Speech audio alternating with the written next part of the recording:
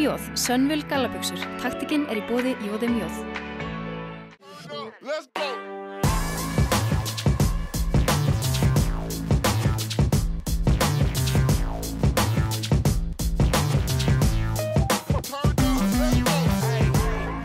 Já, komið sæl og velkomin í taktíkina. Hingað til mín í settið ég komið með góðan gest, körfuboltaþjálfarinn og fyrirlesarinn Pálmar Ragnarsson. Velkomin. Þakka kærlega fyrir. Gaman að koma. Takk fyrir það. Ef þú segir okkur bara aðeins, hvað ertu að gera hérna á Akureyri núna? Ég mættur hérna í mikilvægum erindagjörðum. Ég að fara að halda hvorki meira en að minna en 3 fyrirlestra fyrir íþróttafólki hérna í bænum. Fyrst fyrir íþróttaiðkendur, svo fyrir foreldra og aðstandendur og að lokum fyrir þjálfarana. Akkurat. Og þóttu sétt körfuboltaþjálfari, þá þetta ekki bara fyrir körfuboltakrakka eða körfuboltaforeldra? Nei, engan veginn, af því að það sem ég geri að tala samskiptin. Pælingar og aðferðir í samskiptum innan íþrótta, hvort sem eru liðsfélagar við hvort annað, eða foreldrar þeirra á milli eða þjálfarar í samskipti við börn og unglinga. Þannig að þetta algjörlega ótengt körfubolta, bara þessar pælingar eiga við allan aldur, allar íþróttir. En við byrjum á þess að kynnast þér, Pálmar. Hver Pálmar Ragnarsson? Ég bara duglegur strákur og að reyna að gera mitt besta hérna. Ég sem sagt hef þjálfað körfubolta núna í 13-14 ár. Var leikmaður, ég var nokkuð flinkur á sínum tíma. Spilaði með Fjölni í úrvalsdeildinni. Var í liðinu sem kom Fjölni í úrvalsdeild í fyrsta skipti. Skoraði 36 stig í úrslitaleiknum. Já. Það enginn búinn að gleyma því. Það gleymir því enginn, allavega ekki ég. Meiddist á hné, þá byrjaði ég að þjálfa. Og þar fann ég mig rosalega vel. Ég var mjög sorgmæddur yfir því að ég get ekki spilað. Ég fór í 3 aðgerðir á hné, mátti ekki spila. Fór þaðan í þjálfun og fannst mér það ekkert spennandi með það að vera leikmaður. Nei. En svo fann ég mig mjög fljótlega og byrjaði bara að dýrka þetta. Og í dag ég svo ekki þakkláttur fyrir það að hafa meiðist, en þakkláttur fyrir það að leiðst út í þjálfun, því að þjálfunin hefur einhvern veginn leitt mig út í allt það skemmtilega og flotta sem ég hef verið að gera síðustu árin. Akkurat, en þú þekkir alveg þetta að eiga þér stór markmið í íþróttinni og þurfa svo að finna þér einhvern annan farveg og þeir þekkja það sem að leggja allt í sína íþrótt að þeir hafa oft ekkert endilega eitthvað annað, það bara íþróttin og ekkert annað sem kemst að. Einmitt, og það var það sem ég lenti í þegar lífið mitt snerist bara það að ég ætlaði að vera körfuboltamaður. Ég ætlaði aldrei að vera neitt annað en körfuboltamaður. Það var bara markmiðið mitt. Ég ætlaði að reyna að komast í atvinnumennsku, mig langaði að komast í landslið. Það var bara alveg frá því ég var 6 ára. Það var þetta sem ég var búinn að sjá fyrir mér. Svo allt í einu þannig að tvítugur bara bam. Ég kannski ekki að fara að vera körfuboltamaður. Já. Og hvað ég þá að gera? Og mér tókst einhvern veginn sem betur fyrir að yfirfara það að ætla að verða. Ég hugsaði náttúrulega bara stórt á sínum tíma, ég ekki að segja að hefði verið það, alls ekki, en ég hugsaði bara, mér langar að vera besti körfuboltamaður í Íslandi. Þannig ég reyndi að færa þetta svona keppnisskap og metnað yfir í þjálfunina og ég breytti bara, já, mér langar að vera flottasti þjálfari í Íslandi, hugsaði í gamla daga. Og setti mig bara það markmið. Nú ég farin að þjálfa og ég ætla að gera það eins vel og hægt er. En finnst ykkur að hjálp við þetta eða hvernig náður að rífa þig upp úr þessu? Ekki kannski beint hjálp annað en bara góðan stuðning frá fjölskyldu og vinum. Þannig að pabbi minn var þjálfari, þjálfaði mörg ár, börn og unglinga. Og ég sá ástríðuna sem hann hafði fyrir þessu og var að stundum að þjálfa með honum. Og sá hvað þetta getur haft góð áhrif og hvað þetta getur verið gaman. Þannig að það líka var ákveðin svona fyrirmynd fyrir mig þegar ég byrjaði í þessu. Og mér langaði að gera þetta jafn vel og pabbi myndi gera þetta. Akkurat. En svo eitt að þjálfa, að vera út á velli, vera með bolta og vera í íþróttinni sinni, en svo annað að standa upp á sviði og allar reyna að þjálfa fólk í gegnum fyrirlestur. Já, einmitt. Þetta allt annað dæmi. Fyrst var þetta náttúrulega bara mjög stressandi og fyrsti fyrirlestur sem ég hélt fyrir cirka 3 árum, þá var ég bara mjög stressað fyrir fyrirlesturinn og þá var ég einmitt að fara að segja í fyrsta skipti hvað ég að gera með börnin og unglingana á æfingunum. Og þar í salinu var mætt fullt af flottum þjálfurum og stjórnendum úr íþróttahreyfinginu og ég var þarna leið mér bara ungur og bara hvað var ég að segja af allt þetta fólk og eru þau að fara að hlusta og finnst þeim alls konar svona efasemdir en á sama tíma hugsaði ég ætla að massa þetta, ég ætla að fara að gera mitt besta og halda eins góðan fyrirlestur og ég get. Þetta var svona, en allavega, það heppnaðist vel. Já. Og svo með tíð og tíma og með aukinni reynslu þá finnst mér þetta núna bara ógeðslega gaman. Finn ekki fyrir neinum óþæginda tilfinningum. Það bara, ég elska að fara upp á svið, segja mínar pælingar, fullt af þjálfurum og fólki tekur eitthvað gott út úr þessu. Svo fullt af þjálfurum sem eru með svipaði í gangi. Þannig að ég hef mjög gaman að þessu. En hvað var það fyrsta, sko, þegar þú tekur þessi ákvörðun, ok, nú ætla ég að fara og ég ætla að halda fyrirlestra. Hvað það sem ég langar að segja með þessum fyrirlestrum? Sko, í rauninu var ég beðinn að halda mig fyrsta fyrirlestur og beðinn að segja frá því. Þetta var ISI var aldar ráðstefnu þjálfun í yngri flokkum. Og ég var beðinn að segja frá því hvað verið að gera með börnin og ekki segja frá æfingunum, heldur samskiptunum. Af því að fólk hefði tekið eftir í hvað hafi verið einhvern veginn svona góð samskipti innan hópsins, bara hvað börnunum og unglingunum hefur liðið vel, fundist gaman, hlakkar til að mæta, langar að leggja sig fram og komið rosalega mikið af börnum, orðið mikil fjölgun í öllum flokkum. Þannig ég var beðinn að segja frá því, þannig að það sem mig langaði að gera var í grunni bara að segja frá því sem að ég og pabbi og fleiri höfum verið að gera, sem að að skila þessum áhrifum. Þannig að ef að kannski ungir og óreyndir þjálfarar eða þjálfarar sem vilja prófa eitthvað nýtt sjá einhver atriði bara, þetta sniðugt. Ég ekki að tala neitt flókið. Ég bara segja eitthvað sem allir geta leikið eftir.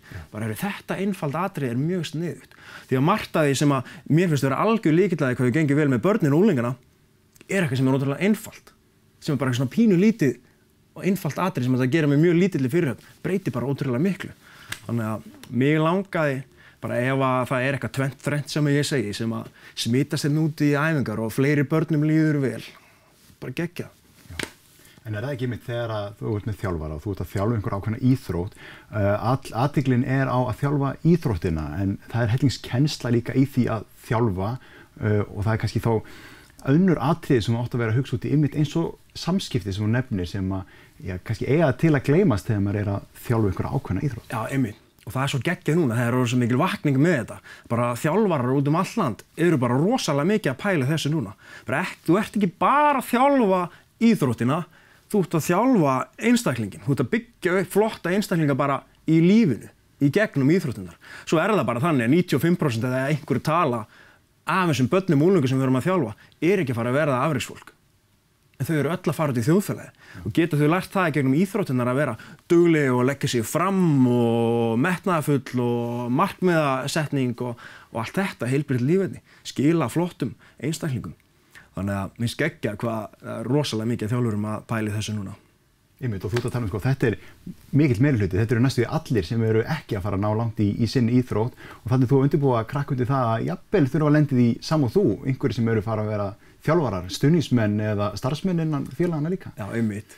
Mér gaman stundum held ég fyrirlestar fyrir iðkendur og einmitt reyna að kveikja á perunni hjá börnunum og segi bara spyr til dæmis bara hverjum langar að verða atvinnustelpa í fótbolta? Flestar rétt upp hönd. Svo bara hverjum langar að vera þjálfari? Kannski 2-3 rétt upp hönd. Einhverjum sem langar að vera stjórnarmaður? Engin réttir hönd. Svo segi ég bara pælið því. Kannski svo sem að fara að gera mest gagn fyrir fótbolta í Íslandi, ekki stelpa sem flinkust í fótbolta. Kannski stelpan hérna sem að fara að gera mest gagn á öllum vinninni, einhver sem ekki flink í liðinu. Sem verður kannski bara formaður KSÍ hérna eftir nokkur ár. Tek dæmi af til dæmis Hannesi formanni í KKÍ sem ég segi sig sem maður sem búin að gera mest gagn fyrir körfubolta á Íslandi, meira gagn en nokkur annar leikmaður. Var aldrei flinkur í körfubolta. Ég reyna að kveikja svona perur hjá krökkunum og unglingunum. Já, kannski get ég gert geggja gagn bara einhverju öðru. Þó ég segi ekki að draga úr þeim að leggja sig fram á æfingum, alls ekki. Alls ekki. Með það ætlum við að kíkja yfir í örstuttar auglýsingar.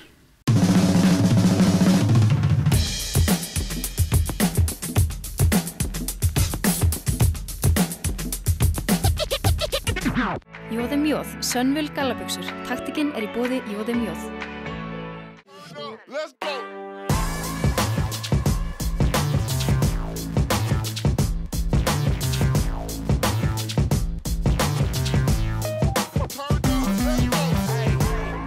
Já, við höldum áfram hérna í taktíkinni, Pálmar, við vorum byrjað að tala það að mesta gagnið gæti verið sá sem fer út í það að vera stjórnarformaður fyrir klúbbinn hérna fyrir auglýsingar. Þessi fyrirlestrar sem þú ætlar að vera með hérna núna, þú ætlar að þrískipta þessu, þú ætlar að vera með þetta fyrir iðkendur, síðan foreldra og síðan þjálfara. Við byrjum bara á þessum fyrsta fyrir iðkendurnar. Hvað fjallar hann?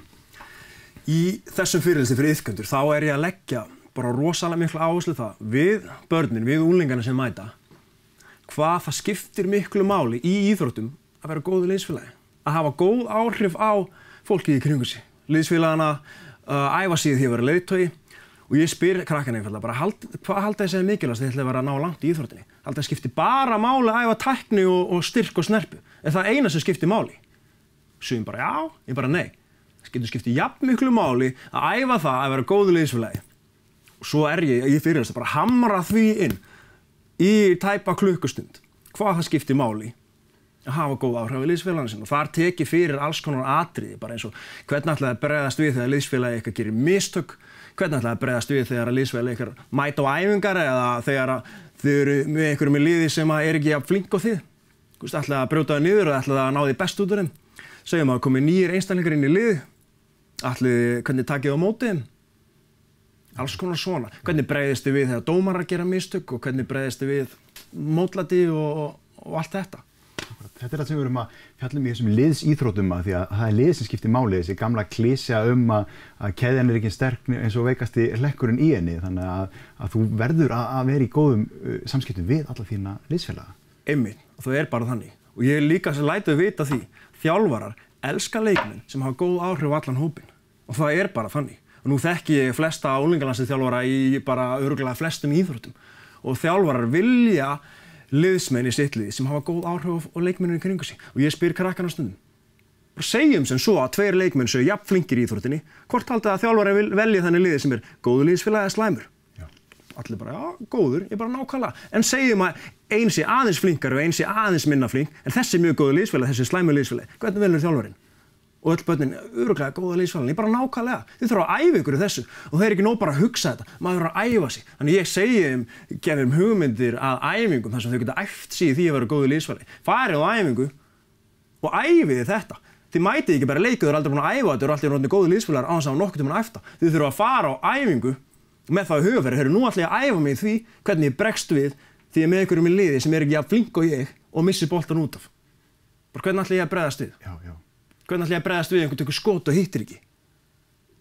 Og sama, ég segi þetta og ekki bara við í liðsíþróttum, líka bara í einstaklingsíþróttum, því þar eru þið samt að æfa í hóp. Já. Örfá börn ef einhver að æfa ein, úlingar kannski mögulega, einhverjir afreksúlingar, en það eru allir að æfa í hóp. Þannig hvort sem þetta er liðsíþrótt eða ekki, það á þetta allt við. Þetta er þá einhver atriði að hafa í huga á meðan þú ert inn á þessum hefðbundnu æfingum sem að þjálfarinn setur upp, eða hvað? Já, þau geta til dæmis æft sig í því bara vera búin um það. Þegar einhver í liðinu minni gerir reynir eitthvað sem tekst ekki, þá ætla ég að bregða svona. Ég ætla að hlaupa til hans og gefa hann 5 og segja kemur. Já. Bara þetta. Hey, reyndu aftur næst. Æfa sig í því. Ekki bara, þegar ég er komin í landslið, þá ætla ég að vera góður liðsfélagi. Nei, maður þarf að byrja að æfa sig í þessu bara þegar maður er 6 ára og 10 ára og 14 ára. Alls konar og ég geði fleiri svona hugmyndir að æfingum. Bara þegar ég lendi í liði með einhverjum sem er ekki jafn flink á því. Ætlaði að bregðast við að bara, þetta grínast. Ég ætlaði að fara til liðsfélagans og segja, hey, gaman að vera með þér í liði. Þú veist þetta. Hey, mössum þetta. Koma. En nú er þetta vantarlega eitthvað sem þú gerir líka inn á þínum æfingum sem körfuboltaþjálfari. Finnurðu hvað þýðingu þetta hefur? Breytir öllu. Breytir bara öllu. Ég tek nokkra ræður bara yfir veturinn sem ég legg bara mjög mikla áherslu á þetta. Gef þeim fyrirmyndir, til dæmis fyrirliða í liðunum. Bara spyr bara, af hverju haldið þið að Gugga sé fyrirliði í Val? Af hverju haldið hún sé fyrirliði? Af hverju er ekki bara einhver önnur fyrirliði? Af því hún er flinkust í körfubolta? Ég bara, nei. Það er ekki ástæðan. Hún er ekki fyrirliði af því hún er flinkust í körfubolta. Af hverju er hún fyrirliði? Af því hún er besti liðsfélagann? Já, þess vegna er hún fyrirliði. Er einhver hérna sem langar að vera að æfa sig að vera góður liðsfélagi? Þá verður þið kannski fyrirliðar þegar þið verður stór. Þau bara, já, en bara ok, ein með spurningu. Ef þið missið boltan út af eða hittu ykkur skoti, hvort vilja að krakkarnir sem eru með ykkur í liði hjálpa ykkur eða skamma ykkur? Allir bara, hjálpa? Ég bara, vil ég það frekar? Þau bara, já. Ég bara, geggjað, hörru, þá skulum við bara hafa þannig. Hérna, hjálpum við hvort öðru og við skömmum ekki. Og ef ykkur gerir eitthvað sem tekst ekki, hvað getur maður sagt? Kannski bara, óöpinn, gangi betur næst. Ég bara, já, hörru, æfum þetta. Svo fæ ég 2 börn til að koma upp, einn er að taka skot aftur og aftur, nú einn stendur við hliðan á honum og hvor er að æfa sig? Sá sem stendur við hliðan á honum. Hann er að æfa sig og ef að barnið hittir og segir hann, frábært skot. Ef hann hittir ekki og segir hann, óöpinn, gangi betur næst. Já. Svo fyrir við að keppa og hvað gerist? Þau skamma miklu minna, hrósa miklu meira, hvetja hvort áfram. Þorar óhrættar ef að reyna eitthvað sem að gæti mögulega mistekist. Ég held taka meiri framförum, það verður skemmtilegra. Já. Gengur betur. Stundu sér maður lið sem einhver missi boltan út og allir bara þetta grínast, næsti missar hann út að bara allir ömulegir hérna. Gengur ekki að vel, ekki að gaman. Það sem ég hjó líka eftir þegar þú varst að lýsa þessu, að þú nefndir þarna leikmann úr kvennaliði og þú tókst það sem dæmi. Þetta að því við erum að tala um börn og hvaða skilaboð við erum að senda til þeirra, þegar þú ert að þjálfa stráka og stelpur, þá skiptir þetta alveg miklu máli, hvort þú ert að taka leikmann úr kallaliði eða kvennaliði. Já, ég tala jafn mikið um stelpunar og strákana. Og meiri segja núna þessi árin, þá hefur bara stelpunum gengið betur hérna hjá okkur í Val.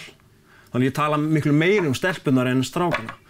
Og ég hef mikinn áhuga á jafnrétti í íþróttum. Og mér sjálfur finnst jafn gaman að horfa á leiki hjá körlum og konum. Ég sé bara, spennan er svo sama. Leikin enda með jafn litlu mun og allt þetta. Dramatíkin og allt þetta.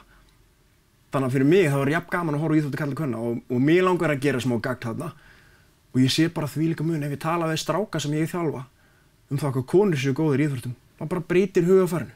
Og minn draumur er einhvern veginn bara allir þjálfarar sem að þjálfa stráka tala íþrótti kvenna af virðingu og reglulega. Gefi strákunum fyrirmyndir af báðum kynjum. Já. Ekkert minna spenntir. Strákanir. Ekki neitt minna spenntir því ég segjum sögu frá meistaraflokk kvenna að kalla.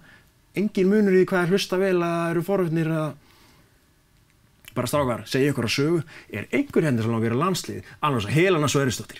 Allir bara, ég ætla að vera alveg svo Helena þegar ég er stór. Akkurat.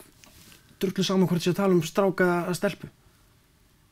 Þannig að ég reyni þegar ég er alltaf fyrirlestur líka hvetja þjálfara til þess að tala bæði kyn, gefa börnunum fyrirmyndir og líka stelpunum.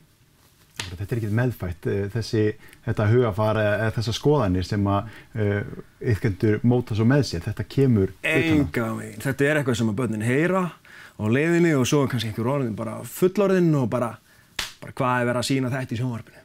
Já. En þetta er að breytast. Þetta er að breytast. Þetta, mér sýnir sem þetta stefni allt í rétta átt, þó að sé ekki komið þangað. Já. En mér dreymir að þetta sé að stefni rétt átt. Vonandi. Við skuldum smá auglýsingar hér, þannig að við vindum okkur í þær og höldum svo áfram eftir þær.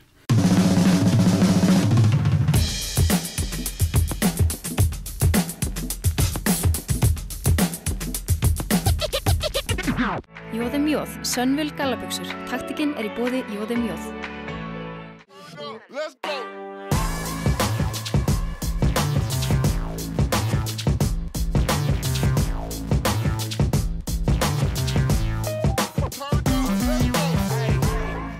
Og við vindum okkur í þennan síðasta hluta af þættinum.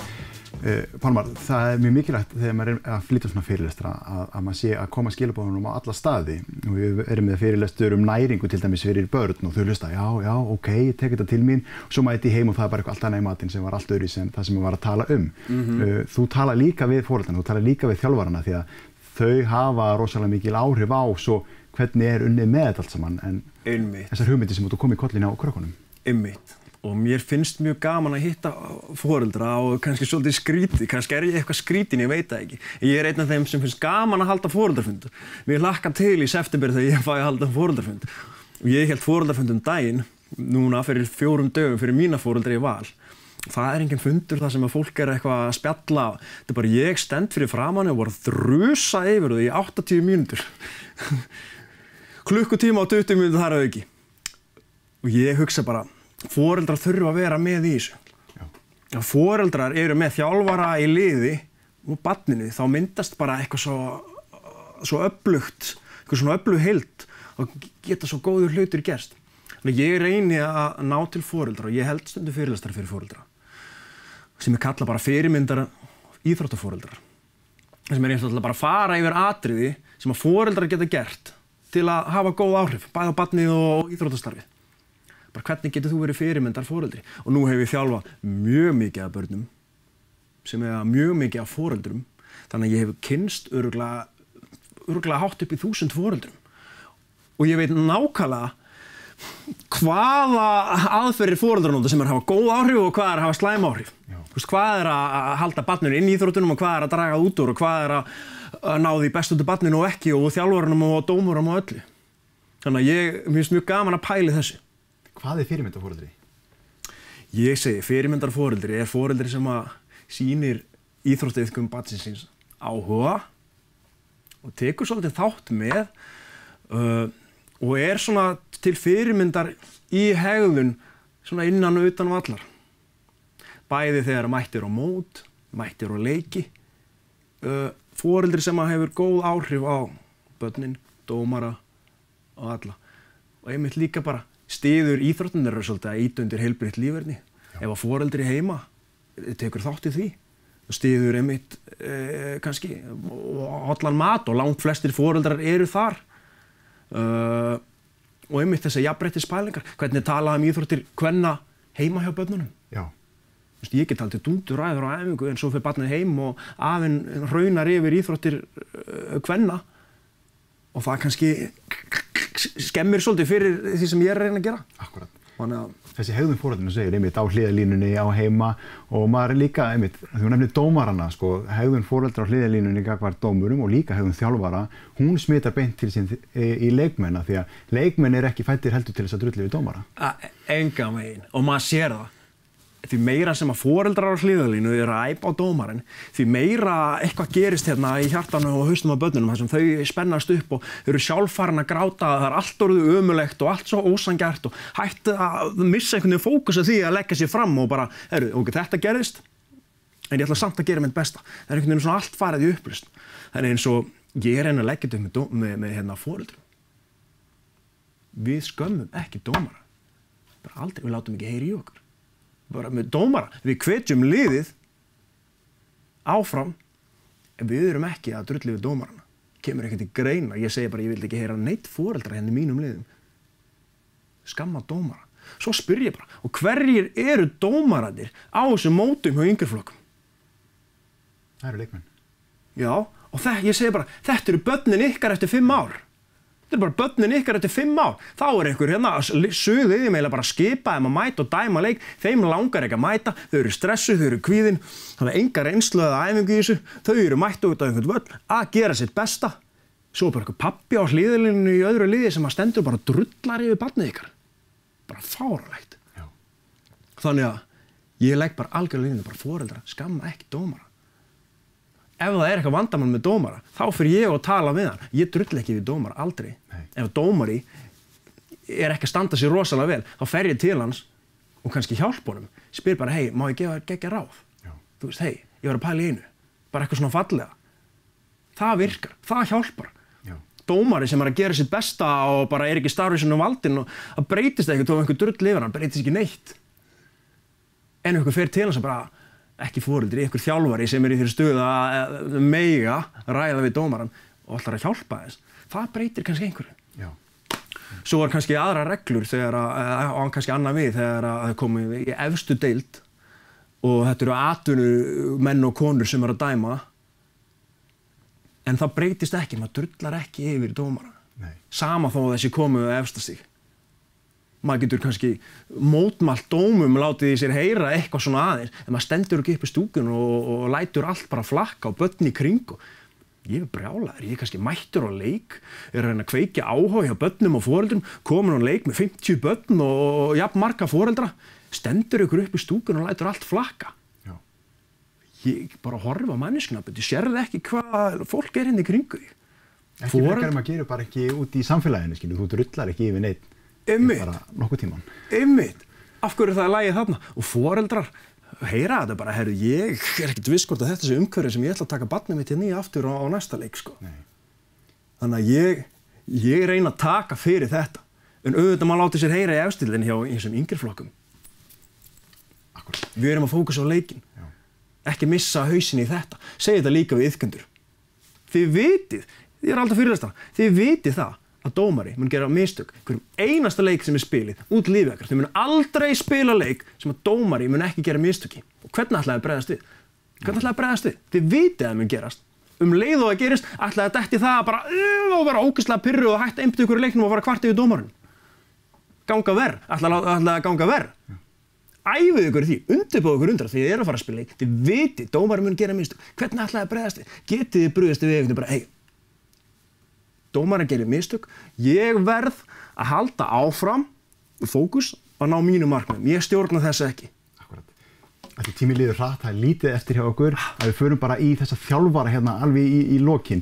Hvaða ráð getum við gefið þjálfurum að því að oft þetta líka óöryggi, maður veit ekki alveg hvernig á ég að þjálfa samskipti, hvernig á ég að þjálfa hugarfar. Þetta ekki bara að setja upp einhverja keilur og einhverja braut eða einhverja skotaæfingu. Já, sko eitt sem ég vil kannski segja bara fyrst. Sýnum karakter er frábært verkefni í SÍ og UMFÍ.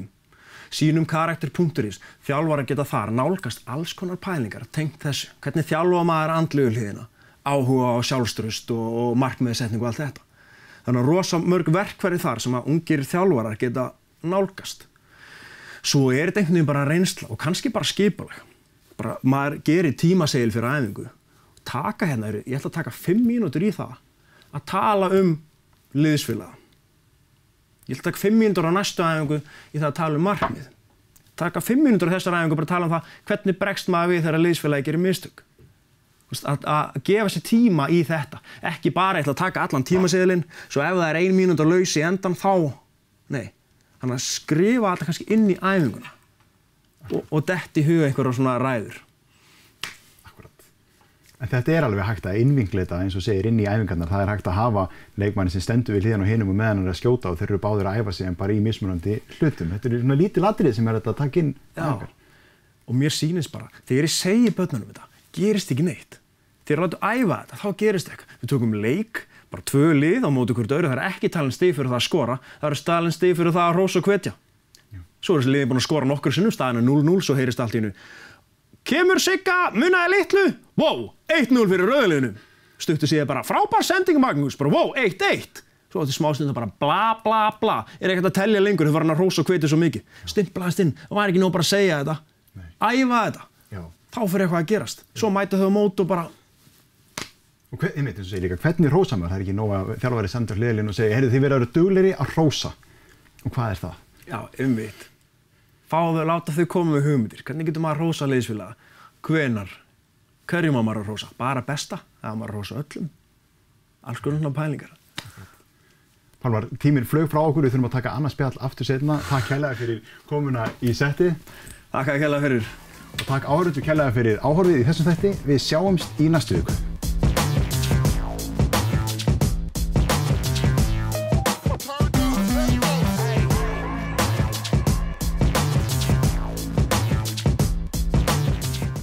Haustið lent hjá Joe's. Taktikinn í boði Joe's.